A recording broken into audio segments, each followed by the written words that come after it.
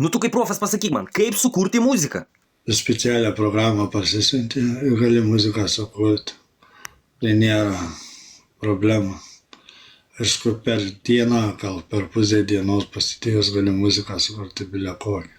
Nu vis tiek kažko tai papildomai reikia. Tik reikia vizijos ir reikia klausą turėti gerą. O tai teksto kažkokio nereikia? Gali muziką iš vieno žodžio sukurti. Daug žodžių. Supranti? Nesupratau. Daug.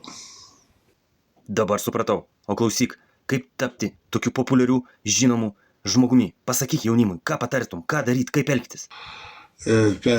Aš buvau savimi ir viskas. Kūrėm muziką, jau kovojam ir viskas. Nu, karačiai, eilėraščius kūrėm.